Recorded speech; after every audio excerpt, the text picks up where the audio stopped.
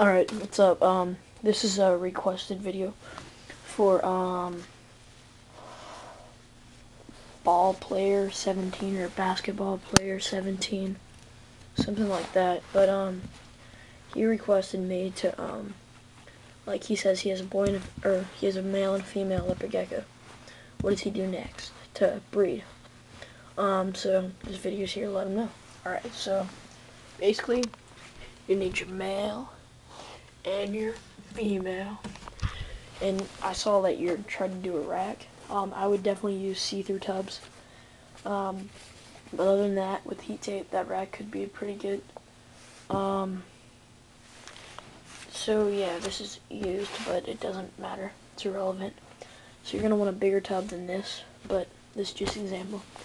So you're going to want to put them together. I'm not going to do that because that male is much older than that female, and my current breeding female's in my brother's room, so I don't want to mess with it. And they're kind of taking a break because she laid like 8 eggs, so I'm giving her a break for about 2 months, or actually a month from now.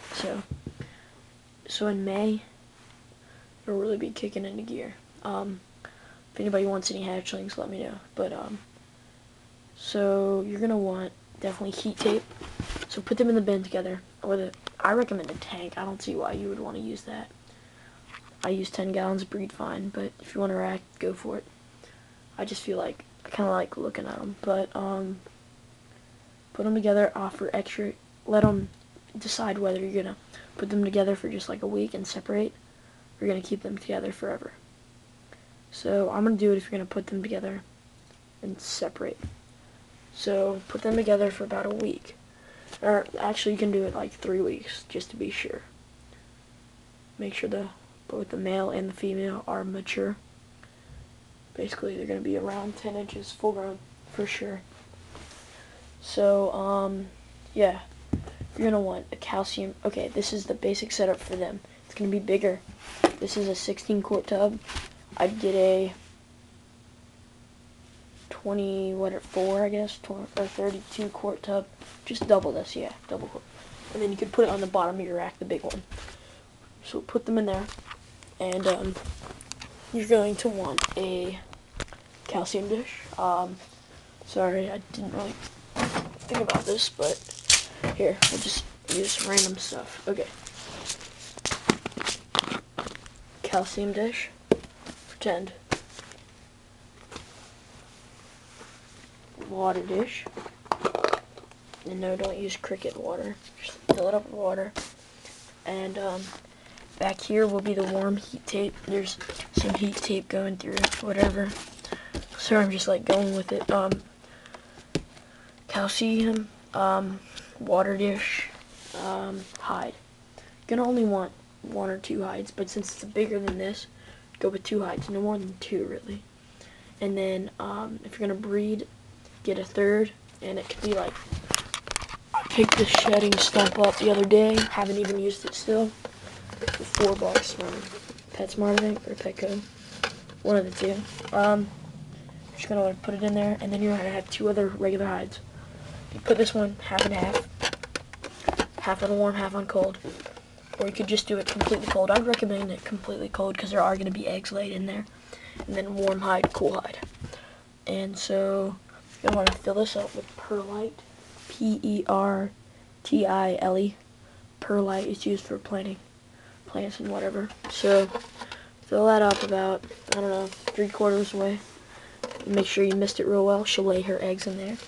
And after about 3 weeks, separate. I'm not exactly sure the incubation time, but the temperatures are like low 80s to 86. 80s, I think, yeah, the lower temperatures are female. It's like 81, 82, 83, possibly 84, and then 85, 86, and 87, possibly 88 if it survives as a male, and then anything above that, like 90s, 89s, that'll be what's called a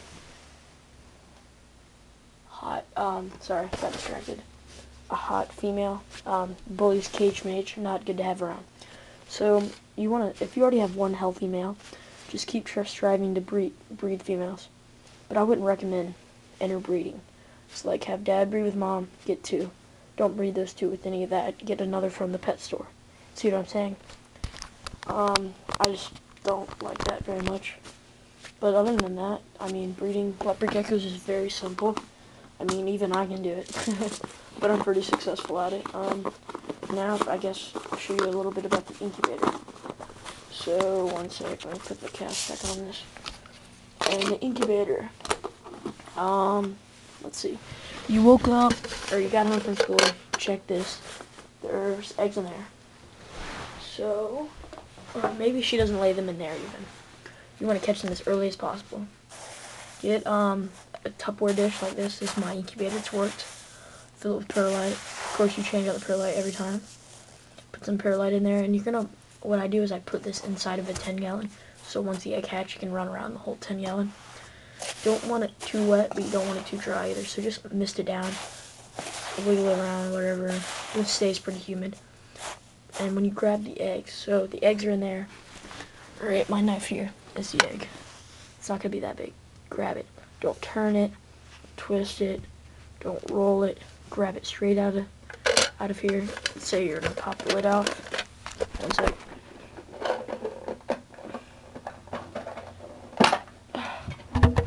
Alright, pop the lid off. Put it in there. You know, grab it. Don't go like that even. I mean, I guess you could, but don't risk it. Try to keep it straight as possible. Put it in there. Let go. Don't bury it. Just put it in there. And if it's her first clutch, she might lay 1. Second clutch, she'll probably lay 2 eggs. But please don't breed your female too much. Give her rest, you know. Having 2 babies is tough to take care of. So leave them in there. Get your temperature right. You always want to get the temperature before she lays the eggs. Don't do it the day of. Get the incubator set up. Okay, so after they hatch, hatchling care. Alright. Hatchling care is basically the same as feeding or taking care of regular leopard geckos. So, what you're gonna want is a little bin. I'd get a smaller one than this, like, I'd just go with a 12-quart minimum, whatever. Put them in here. Hide. Small water dish. Don't even offer calcium, they'll just knock it over. And a water dish definitely hides. If there's gonna be 2, get 2 hides or 3 hides. Give them a big warm hide and 2 separate cool hides so they don't. And if one starts bickering or biting at the other, separate. Or what you could do, take a big piece of cardboard. I know this is the lid to it, and just separate. You know, make a little barrier. That'll save you some heat tape. And feed them really small crickets, and make sure you dust them, and make sure you give them some Jurassivite or vitamins only every other week. So you're gonna feed them like maybe 4 crickets a day if they'll eat that much, and they won't eat until they shed. So they're gonna hatch, put them in there, get your temperature set up. Temperature is the same as regular leopard gecko. And what you can't do is put the heat mat in the tank with them. I saw in one of your other videos. Don't do it. Put it on the bottom. It'll get warm enough. And when you take your thermometer temperature of your leopard gecko's tank, don't take it up here because the heat mat's down there. Take the temperature from down there, because that's the ground level where the leopard geckos are at. It's better to be a little bit too cold than a little bit too hot. If it gets too hot, slide a book under there. Same with this. Slide a book. Slide anything to help cool down the temperature. So that's about it. Once your leopard gecko sheds, feed it up and treat it like a juvenile from there. It's no longer a hatchling after about 3 months. So yeah, just be responsible. Don't do anything stupid. Take good care of your reptiles, and don't overfeed your hatchlings. Don't underfeed them. Make sure they don't bite each other's tails, and you're good to go. You have 2 happy, healthy, free, or theoretically free leopard geckos. Have fun, man. Good luck.